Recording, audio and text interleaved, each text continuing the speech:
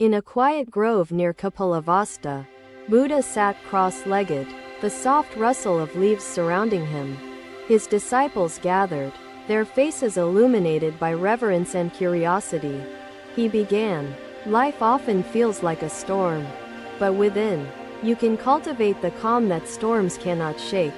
One disciple, Kumar, bowed deeply and said, "Master, my household is full of anger, strife, and endless turmoil. Please guide me." Buddha gently asked, "What forms the storm of your household? Can you separate the suffering from those who unknowingly cause it?"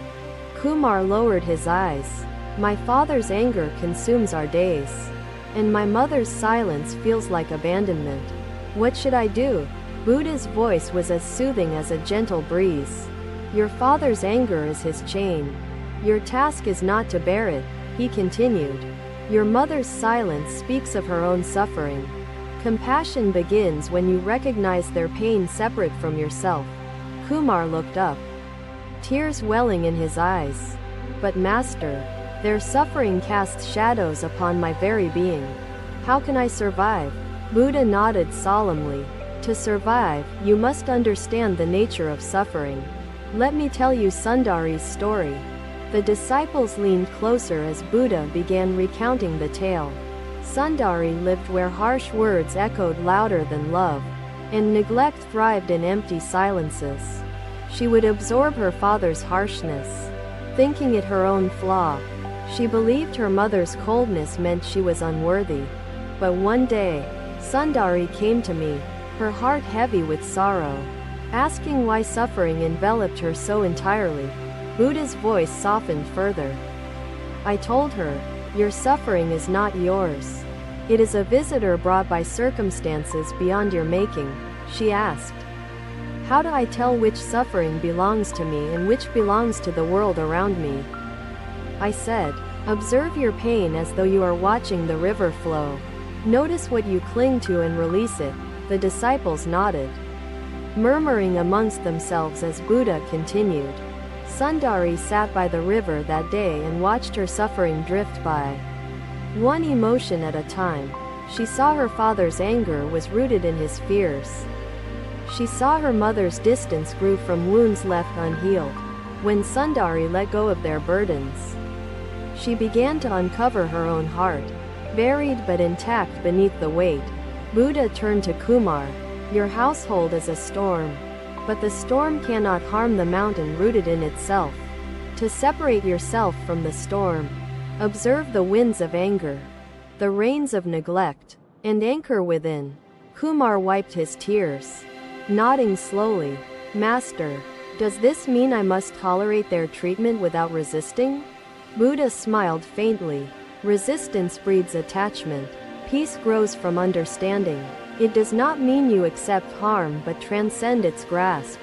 He added, "Even as the river roars, the lotus blooms serene, untouched by the turbulence beneath its surface." Another disciple, Maya, raised her hand. "Master, how does one confront this suffering when it persists every day?" Buddha replied, "You confront it by not confronting it. You face it with compassion, beginning with yourself." He explained, the first truth Sundari learned was self-compassion. Without it, even the wisest cannot find the strength to endure. When Sundari treated herself with kindness, she found courage to remain anchored even as the winds howled around her. The disciples listened intently, the weight of their own struggles lightened by the clarity of Buddha's words. Buddha gestured toward the surrounding trees. "Look at these trees. They bend with the wind but do not break because their roots hold firm. Your roots are your truth, your breath, your compassion. Tend to these, and no storm can uproot you." Kumar bowed again. "Master, your words are like rain to my parched soul. I will practice seeing their suffering separate from me." Buddha's eyes shone with quiet approval. "Begin there, Kumar. Each step toward understanding and compassion is a step toward your liberation." The disciples sat in silence, digesting the profound lessons their teacher had shared. Their hearts stirred with newfound hope, Buddha rose, signaling the end of the day's teachings. We meet suffering not by fleeing but by shining light into its shadows. The sun dipped below the horizon, painting the sky with hues of orange and crimson, a silent testament to transformation. Buddha walked away, his figure melding with the evening's soft glow, leaving his disciples immersed in thought and gratitude. They knew their path would not be easy, but with Buddha's teachings, they had begun to uncover the strength within. Another day, another gathering of disciples under the shade of the Bodhi tree, eager to hear Buddha's wisdom in troubled lives. Buddha's eyes glimmered with compassion as he observed his disciples, each burdened with their own struggles and silent questions. He began, "The path to strength requires anchoring within yourself, finding peace even as the chaos outside swirls uncontrollably." One disciple, Maya, approached Buddha with hands clasped, her voice trembling. "Master, I feel trapped," as though drowning in despair. Buddha gestured gently toward the earth. "The lotus rises from the muddy waters, untarnished. Strength begins in the heart's stillness." Maya whispered, "But the anger in my household presses upon me daily. Like an invisible weight I cannot escape." Buddha's voice was a balm. "The weight is not yours, it is theirs. Begin by relinquishing what does not belong to you." He continued, "Let me tell you how Sundari learned to find her anchor amidst the unyielding waves of her life."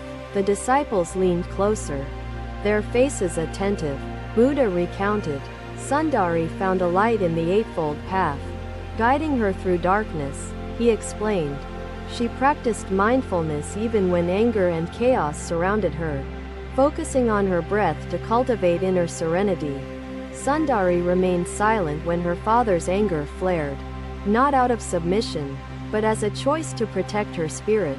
She responded to her mother's coldness with kindness, not because it was deserved but because it kept her own heart soft. Buddha's tone grew deliberate. This was Sundari's anchor, her ability to shape her responses, even as turmoil threatened to consume her. One disciple, Kumar, asked, "Master, does strength mean enduring pain indefinitely without seeking freedom?" Buddha's expression was steady as the mountain peaks. "Strength is not endurance alone. It is the wisdom to choose peace over conflict." He added, "Sundari did not remain passive. She acted with intention, preserving herself while navigating the storms of her household." Maya nodded slowly, her tears falling quietly. "Master, how do I practice mindfulness when the storms feel relentless and overwhelming?" Buddha raised a hand to emphasize his words. "Mindfulness begins with simplicity. Breathe deeply and observe each moment without clinging to judgment." Sundari found solace by observing her emotions as passing clouds, knowing none could stay permanently within her clear sky. The disciples murmured among themselves, the seeds of clarity beginning to take root in their thoughts and hearts. Buddha gestured toward the distant mountains. "The mountains withstand the storm, not by force but by stillness anchored in their depth." Each moment Sundari faced pain. She remembered the lotus, the river, the mountain, symbols of strength rooted in serenity. Kumar spoke again, "Master, does strength mean silence in the face of injustice from those who harm us?" Buddha smiled faintly. "Strength does not silence truth. It is the courage to speak with right speech, ensuring harm does not grow." He added, "Sundari spoke with kindness when cruelty surrounded her, choosing to shape the energy she released into the world." Maya bowed deeply. "Master, your words guide us like stars in the night. I will strive to find strength within myself." Buddha's voice grew softer. "Strength does not mean isolation." Sundari found her path by connecting deeply with her own essence and the world. He continued, "Every day, she practiced the Eightfold Path, not to escape suffering but to transform it into understanding and peace." The disciples listened intently, each finding reflections of their own struggles within Buddha's teachings of Sundari's journey. Buddha rose as the sun began its descent. The storms outside cannot touch the stillness cultivated within. Begin with mindfulness and compassion. The disciples bowed in gratitude, carrying Buddha's teachings in their hearts as they returned to their homes and lives. The evening sky painted hues of gold and violet, a silent reminder of transformation's quiet beauty and enduring strength. Another day, another gathering under the Bodhi tree. The disciples assembled to seek the final steps to freedom through compassion. Buddha's gaze was calm, his presence a soothing balm to the turbulent minds of his followers seeking liberation from suffering. He began, to truly overcome pain, we must go beyond strength and mindfulness. Liberation lies in the practice of compassion. One disciple, Kumar, asked hesitantly, Master, how do I show compassion to those who cause suffering? Does it not make me weak? Buddha's voice was steady and warm. Compassion is not weakness, Kumar. It is the ultimate strength, capable of freeing one's soul. He continued, let me tell you the final chapter of Sundari's journey, where she discovered the power of true compassion. The disciples leaned closer, eager to hear the story unfold. Buddha spoke of Sundari's growing understanding and transformation. Sundari once carried bitterness in her heart for the pain inflicted by her parents. It tethered her to their suffering. She sought liberation, asking me how to release her anger and heal the wounds their actions had left within her. I told her, anger is like grasping hot coal with the intent of throwing it.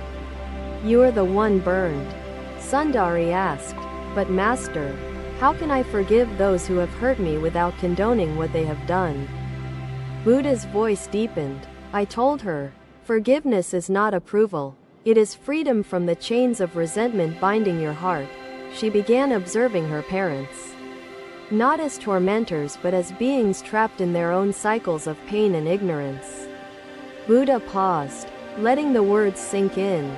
Then he continued, Sundari's father's anger came from his own unhealed fears. Her mother's silence grew from wounds long left untended. She realized they were caught in suffering as she was, each acting not from malice but from their own limitations. Kumar whispered, Master, seeing them as fellow sufferers, did this change how Sundari confronted their treatment of her? Buddha nodded. Indeed, Kumar.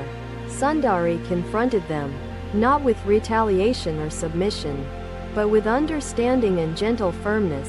She no longer absorbed their anger. She did not respond with silence to hurtful words. She chose her responses mindfully. Through compassion, Sundari broke the cycle. She protected herself without hatred and addressed their actions without spreading more harm. Maya asked, Master, did Sundari's compassion change her parents as well, or only bring freedom to her own heart? Buddha's expression softened.